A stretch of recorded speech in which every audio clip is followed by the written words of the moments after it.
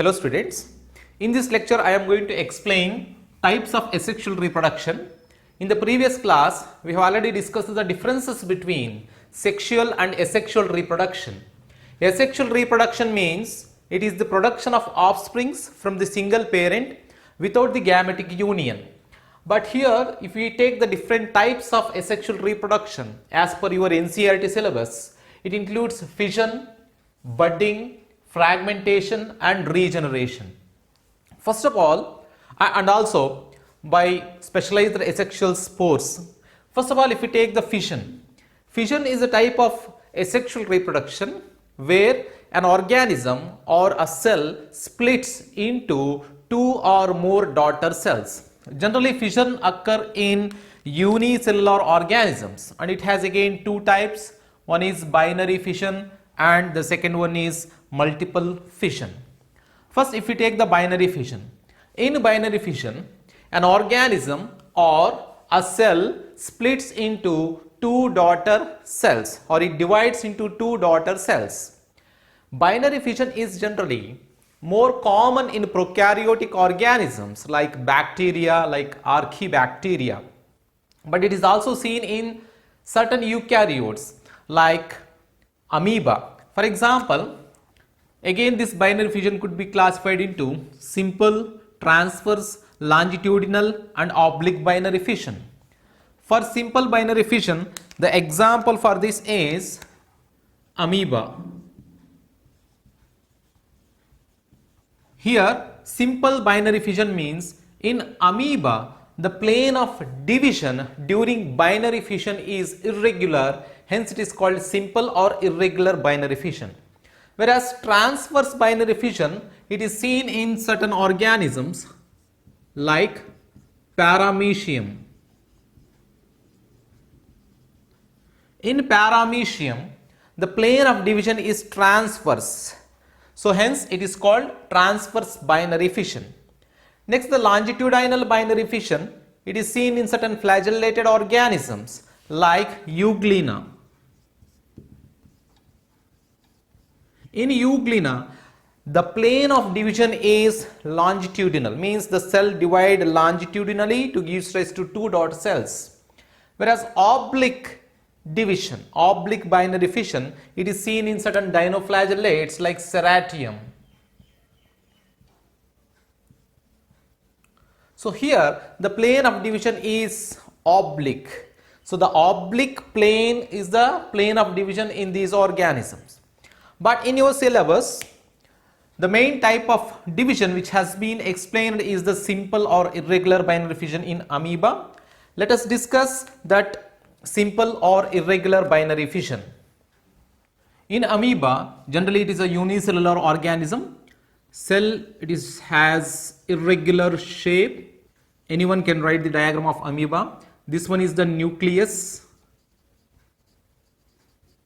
This one is the cell membrane or plasma membrane, and here you could see the presence of cytoplasm. In amoeba, what happens? The binary fission means breakdown. It is occur by the formation of a cleavage furrow, which means the plasma membrane, it gradually deepens from both the sides. By deepening of the plasma membrane, this plasma membrane and the plasma membrane at this side both gradually meet at the center. So at the same time, what happens? First the nucleus will divide by a process called karyokinesis. So now you could see the diagram like this. Here nucleus has gradually started to divide like this, and again the cleavage furrow gradually deepens from periphery to towards center, and as nuclei divide, one of the nuclei moves to one cell, another nuclei moves to another cell, and at the same time or simultaneously these two plasma membrane meet at the center by this cleavage furrow like this. Again you could see. Now gradually what happens? Again it meets at the center. Finally it looks like this.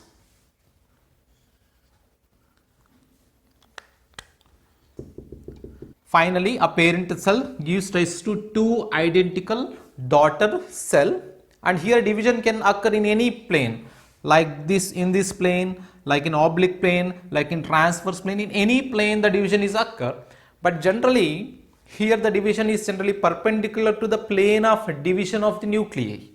For example, nuclei is dividing in this plane like this. In the transverse plane the nuclei is dividing. If the nucleus is dividing in the transverse plane, and the division of cytoplasm, that is cytokinesis, is in the perpendicular plane, that is in the longitudinal, perpendicular to the plane of division of nuclei. So this is how the two daughter cells are formed. Because of the formation of two daughter cells, this is what said to be binary. Bi means two.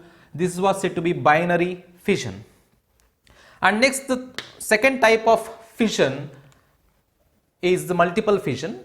Multiple fission can also be seen in certain organisms like amoeba, certain protozoans like amoeba, like plasmodium. In amoeba, during multiple fission, especially under unfavorable conditions, the amoeba withdraw its pseudopodia. As you know, amoeba, it has pseudopodia, the cytoplasmic processes or projections that arises from the cell. These are pseudopodia. So this amoeba withdraw its pseudopodia, and generally it will become circular in outline like this. After withdrawing its pseudopodia, it secrete a 3-layered thick wall around it. This is one layer.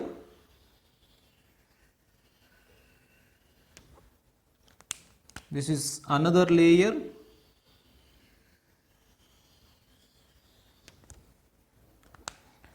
And this one is the third layer. Like this, it secrete a 3-layered thick wall, and now this structure is called as cyst. This structure is called as cyst. This process of formation of cyst during unfavorable condition is called as encystation. You have to remember, the formation of cyst during unfavorable conditions is called as encystation. Now then what happens? This amoeba undergo multiple fission. So multiple fission means a cell or an organism splits or divide into many daughter cells. Here first what happens? First the nucleus of the amoeba, it undergo repeated mitotic division and increases in its number, like it form a multinucleated syncytium. And then later, around this nucleus, the cytoplasm and plasma membrane accumulate, and it look like this. First what happens? Nuclei undergo division by mitosis. So it forms many nuclei inside it. So these nuclei, they are just surrounded by some amount of cytoplasm,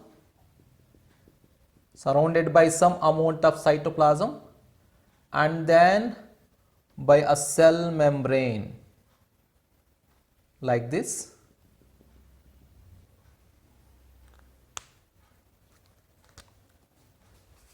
And then as usual it has a 3-layered thick wall around this.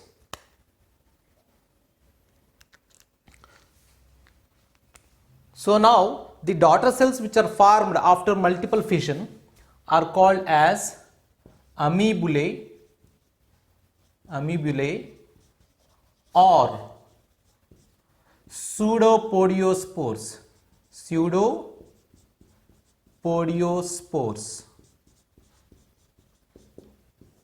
So this process of formation of amoebulae or pseudopodiospores occur during favorable condition. This occur during favorable conditions. So you have to remember, up to the formation of cyst, it is under unfavorable condition. During unfavorable condition, amoeba withdraw its pseudopodia and it secrete a 3-layered thick wall to become a resistant structure called as a cyst. So this process of formation of cyst during unfavorable condition is called as encystation, and up to here it is during unfavorable condition. When favorable condition return, then what happens? The encysted amoeba undergo multiple fission to give rise to many daughter cells, and later what happens? This thick wall rupture, and that causes the release of these pseudopodiospores. This process is generally occur during favorable condition, and the second process or second phenomenon is called as sporulation. This is called as sporulation. So these two are the most important event that occur in amoeba during multiple fission. And second type of asexual reproduction is budding. So now let us discuss the budding process. First we will discuss budding in yeast. Yeast is a unicellular fungi. In yeast, you could see the unequal cell division. Budding is also nothing but it is a type of asexual reproduction mainly by cell division, especially in yeast. For example, if we take this one is the yeast, it is a unicellular fungi. This yeast produces an outgrowth which is also called as protuberance. This is the outgrowth or protuberance, or simply you could say it's a bud. It's a bud. This small outgrowth is called as bud. Here what happens? The nuclei first divide mitotically to give rise to 2 daughter nuclei like this, and at the same time or simultaneously bud grow in size. It enlarges or it grow in size, and gradually among these 2 nuclei, one of the nuclei reaches to bud like this. Now one of the nuclei moves to the protuberance or bud, and finally this bud gradually detach from the parental body.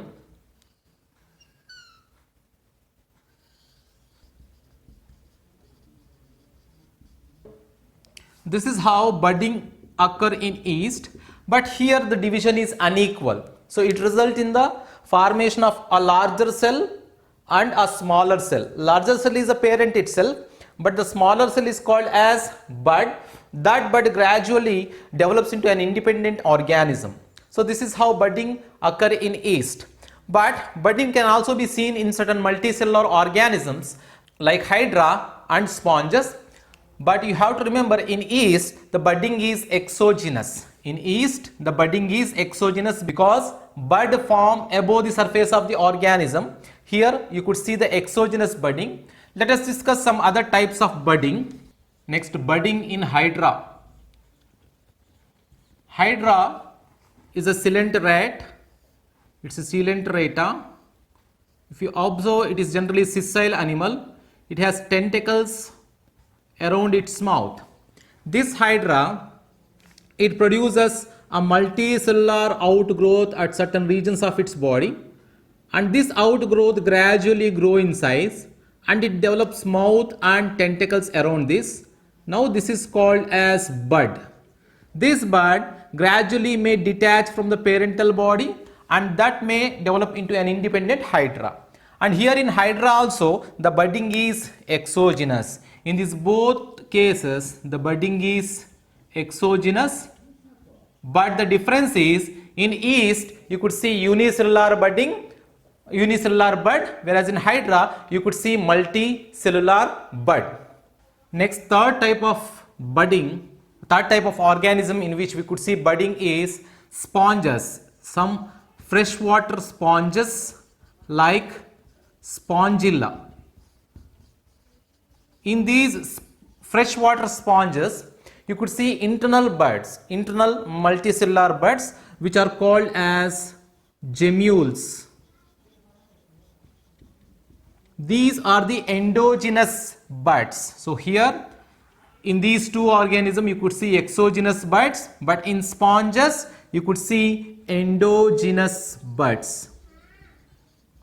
So budding is endogenous in sponges, and the gemmule look like this.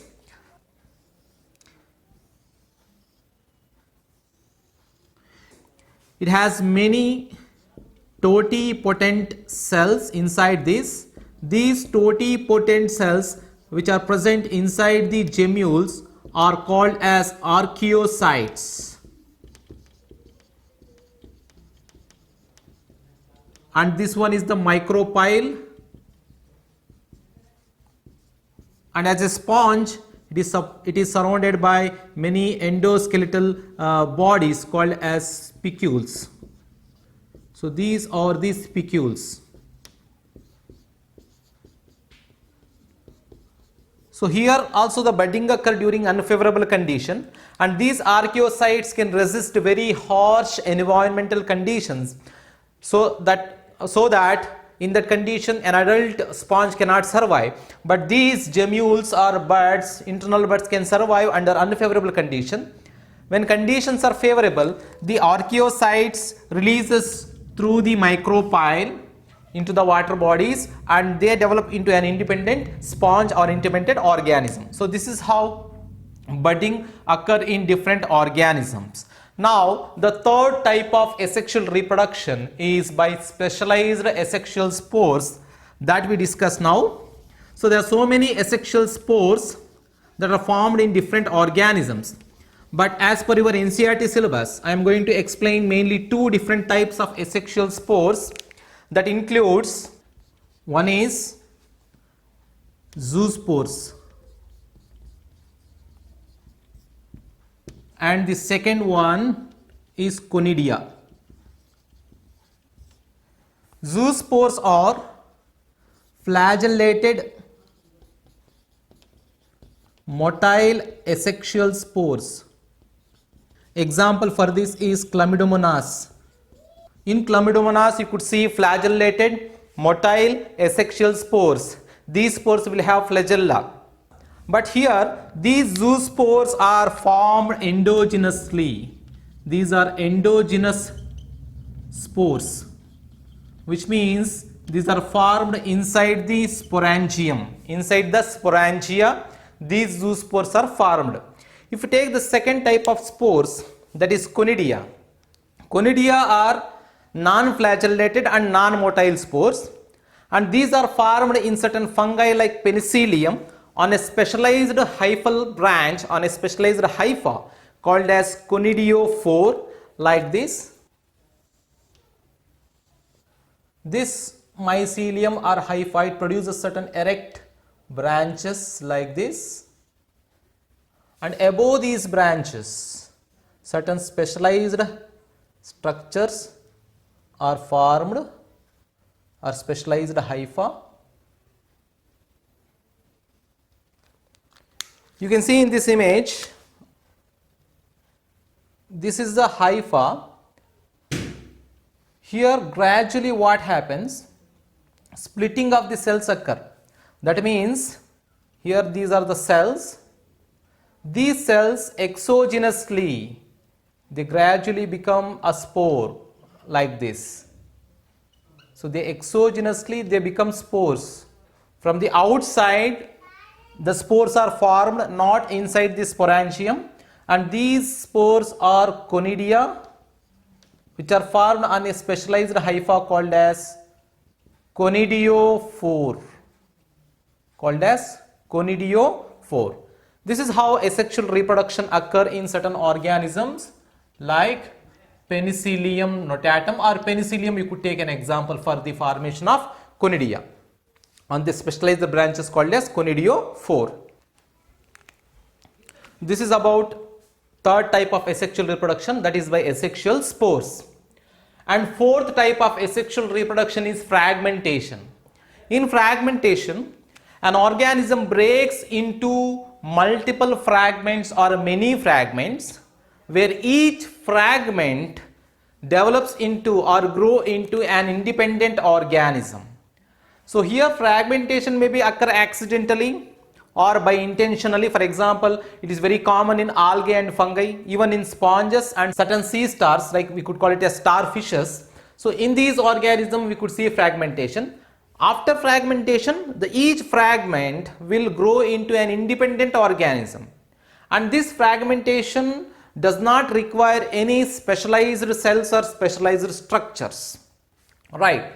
Whereas the fifth type of asexual reproduction is the regeneration. There is a difference between fragmentation and regeneration. Here in regeneration, it is restoring or replacing a body part, lost body part. For example, if you take in wall lizards, if tail is lost, that lizard can regenerate its lost body part. So that is what called regeneration. Restoring or replacing the lost body part is called as regeneration.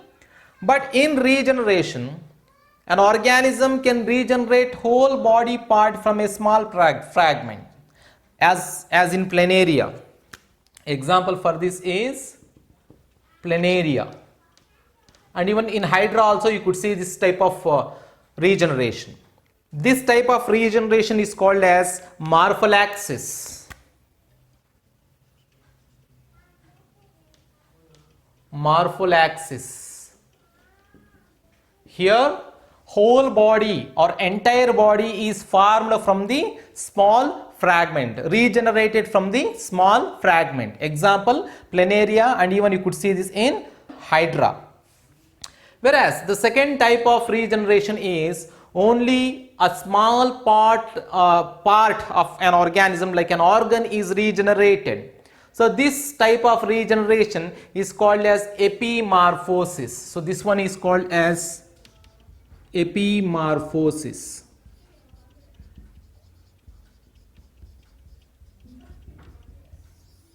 This one is morphollaxis, and the second type is epimorphosis.